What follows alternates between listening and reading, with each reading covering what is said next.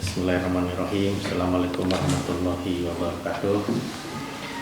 Saya Alwi Mulyadi STMT, Kepala Dinas Pekerjaan Umum Kabupaten Lombok Timur, ingin menyampaikan capaian atau laporan kinerja 2 tahun Dinas Pekerjaan Umum diamanahkan untuk menjalankan program bidang infrastruktur.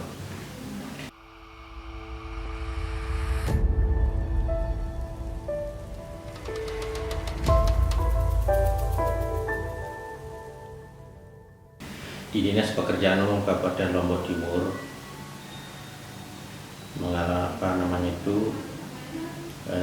tugas pokok utamanya adalah membangun bidang infrastruktur, baik itu jalan, irigasi, air minum, infrastruktur pedesaan, tata ruang secara berimbang. Nah, capaian kinerja kita pada tahun 2019 maupun tahun 2020 itu di tengah keterbatasan atau di luar kondisi normal. Tahun 2019 itu seperti kita ketahui bersama bahwa di Kabupaten Lombok Timur itu mengalami cobaan seperti bencana gempa bumi. Apa yang bisa terjadi, apa yang bisa kita laksanakan dengan itu, tentunya kegiatan-kegiatan kita di Dinas Pekerjaan Umum Kabupaten Lombok Timur harus mengalami penyisiran. Tahun 2019 itu kita harus menyisirkan beberapa kegiatan untuk membantu percepatan pemulihan rumah tahan gempa. Kondisi tidak normal kembali terjadi di tahun 2020. Pada saat kita sedang giat-giatnya melaksanakan pembangunan, kemudian wabah pandemi COVID-19 kemudian menjadi ujian yang cukup berat bagi Dinas Pekerjaan Kabupaten Lombok Timur untuk memaksimalkan pelaksanaan pembangunan. Tidak kurang dari 64 miliar kegiatan-kegiatan kita, baik yang bersumber dari dana alokasi khusus tahun 2020, kemudian baik yang bersumber dari dana APBD sendiri, itu harus mengalami refocusing. Artinya pada tahun kedua, tahun 2020 ini kami pastikan hampir tidak ada pelaksanaan pembangunan di Kabupaten Lombok Timur karena dananya sudah diambil untuk refocusing, kemudian APBD 2. Yang ada hanyalah kegiatan-kegiatan yang bersifat kelanjutan daripada kegiatan tahun 2019 yang merupakan program tahun jamak Altomutias. Namun di tengah-tengah keterbatasan itu tidak sedikit yang pernah kita laksanakan, bahkan membuahkan hasil.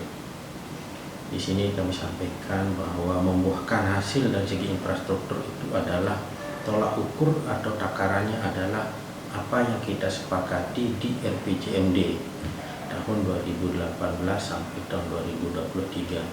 Di sana di RPJMD itu digaris besarkan bahwa kemantapan infrastruktur untuk 3 bidang utama itu adalah program utamanya, dan 2 bidang pendukung sudah jelas angka kemantapan yang harus kita capai.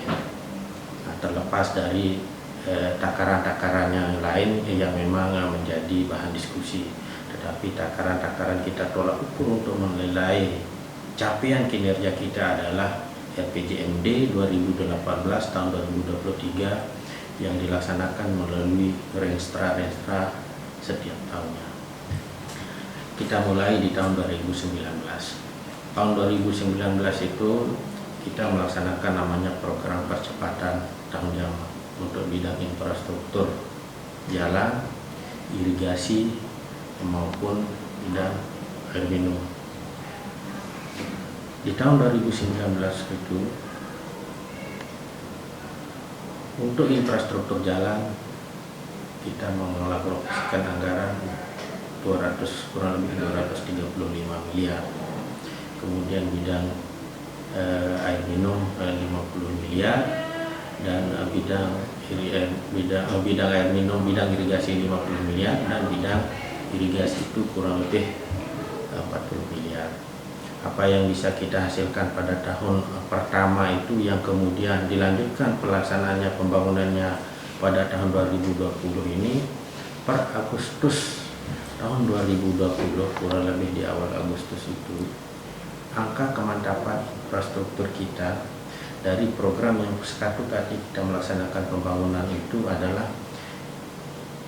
kita bisa menghotmit jalan, ini hotmit itu jalan 155 km. 155 km itu dengan total panjang jalan kabupaten kita adalah 1018 km sesuai dengan SK di surat keputusan Pak Bupati. Artinya kita bisa meningkatkan kemantapan infrastruktur jalan itu kurang lebih sebesar 15%. Nah, kemudian 15% ini seberapa besar peningkatan pencapaian? Ini pertanyaannya seperti itu. Dengan angka 15% ini kemudian timbul pertanyaan, seberapa besar pencapaian target pada saat Renstra 20. Kita belum berbicara kepada target RPJMD itu kan nanti di tahun 2023. Di Renstranya itu tahun 2020 ini kita harus mencapai angka kemantapan jalan 61%. 61% di tahun 2020. Nah, start kita awal di tahun 2012 itu kita pada angka 53%. 53% angka kemantapan jalan pada tahun 2018.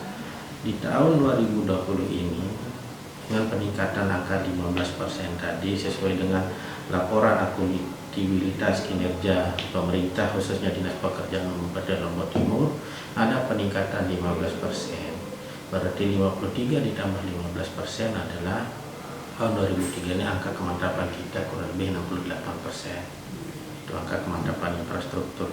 Nah, di Renstra kita, di Renstra tahun 2020 ini angka kemantapan infrastruktur jalan kita itu adalah 61 targetnya. Nah, tetapi kita bisa melebihi target yang ada di Renstra kita ini. Dari angka 61 kemantapan infrastruktur sekarang sudah tercapai kurang lebih 68% kemantapan jalan hotmit. Ini kita tidak ukur dengan jalan jalan di luar hotmit yang seperti Lapen dan sebagainya. Itu kemantapan jalan kita ini adalah dengan produk hotmit. Di satu sisi semua infrastruktur jalan ini dilaksanakan secara berimbang. Artinya di wilayah utara kita juga bisa melaksanakan penghotmitan jalan, contohnya seperti jalan Saleh Sungkar Jerimo itu di puncak itu sepanjang kurang lebih 7 km itu kita bisa aspal di utara. Kemudian di wilayah tengah contohnya seperti jalan Rempung, Pengadang, Rempung, Pringgesile, Lenek dan sebagainya itu kita bisa melihat seperti apa sekarang ini. Bandingkan dulu bagaimana kita itu harus kondisi mobil pada saat berpapasan itu harus turun ke bahu jalan karena saking sempitnya jalan yang harus kita lalui. Nah, sekarang ini jalannya sudah sangat lebar. Artinya untuk pertumbuhan transportasi ataupun peningkatan kecepatan pelayanan transportasi untuk pertumbuhan ekonomi itu sudah semakin tinggi. Kita tidak lagi harus berpapasan, harus salah satu diam atau salah satu mengalah. Kalau sekarang ini kita bisa melaksanakan berpapasan sebagaimana berpapasnya layaknya berpapasan di jalan kabupaten. Itu yang saya rasakan dampaknya, di samping multiplier effect yang bisa dilaksanakan oleh masyarakat. Kemudian di wilayah selatan ini setelah kita bergerak melaksanakan hotmit dari utara, tengah, kemudian di selatan, hampir semua sekarang ini jalan kabupaten di selatan juga sudah kita hotmit, seperti jalan Pemongko, Serewe, Kaliantan, kemudian jalan Pemongko, Ekas, kemudian jalan Ekas, Kaliantan, kemudian jalan yang menuju Pantiping sekarang ini juga sudah kalau kita berbicara tidak berlebihan, kita lihat di medsos seperti berjalan di Eropa. Artinya tanggapan-tanggapan atau penilaian-penilaian terhadap kemantapan infrastruktur jalan kita ini Sekarang ini panjang jalan dari Julu Khusus sampai Panteping aja sudah tembus Workmate. Nah, belum lagi di tempat-tempat misalkan di sisi barat Lombok Timur, kemudian di sisi barat Kabupaten Timur dan di sisi timur Kabupaten Lombok Timur. Artinya semua potensi-potensi itu artinya untuk memantapkan infrastruktur jalan Kabupaten Lombok Timur itu sudah menunjukkan pencapaian kemantapan infrastruktur yang tertuang di dalam RPJMD daerah bahkan sudah melebihi. Kemudian yang kedua adalah program kita yang kedua adalah bidang air minum. Di bidang air minum ini dengan sasaran kita adalah di Kabupaten Lombok Timur itu hampir 25.000 hektar, juga sudah banyak yang kita lakukan. Cuma belum nampak karena progres daripada multi-years atau progres dari percepatan infrastruktur yang berada di irigasi juga masih dalam tahapan pelaksanaan, berbeda dengan jalan. Tetapi capaian outputnya itu dari angka kemantapan infrastruktur khususnya di bidang irigasi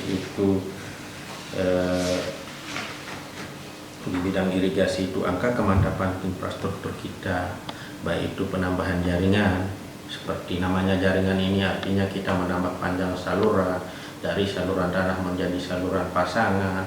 Nah, kemudian kita renovasi beberapa dam, kita juga membangun beberapa dam-dam irigasi baru. Target kemantapan infrastruktur irigasi kita itu adalah dari 59% untuk angka kemantapan irigasi di tahun 2020 ini, angka kemantapan infrastruktur irigasi kita sudah mencapai angka 61%. Artinya progresnya sama dengan angka yang tercapai di bidang bina marga atau bidang jalan. Sekarang ini Kabupaten Lombok Timur melalui Dinas Pekerjaan Umum Kabupaten Lombok Timur sedang membangun 2 buah bendung yang sangat besar. Yang pertama adalah bendungan di Wonosabe atau Padlan, itu untuk mengisi area irigasi yang berada di Wonosabe dan sebagainya. Yang kedua adalah membangun bendung di Kecamatan Sakra Timur, utamanya di pasnya lokasinya di Desa Menceh. Sekarang ini sedang progres pelaksanaannya. Yang di Wonosabe itu menggelontorkan anggaran kurang lebih 20 miliar, kemudian yang di Menceh juga tidak jauh berbeda, kurang lebih 21 miliar. Harapannya kekeringan terutama di area irigasi, di daerah irigasi pada memasuki pola tanam kedua dan ketiga itu, insya Allah 1 tahun lagi atau tahun depan itu sudah bisa kita kurangi dampak kekurangan air irigasinya setelah beroperasinya atau optimalnya kedua bendung yang kita bangun sedang dalam proses pelaksanaan ini.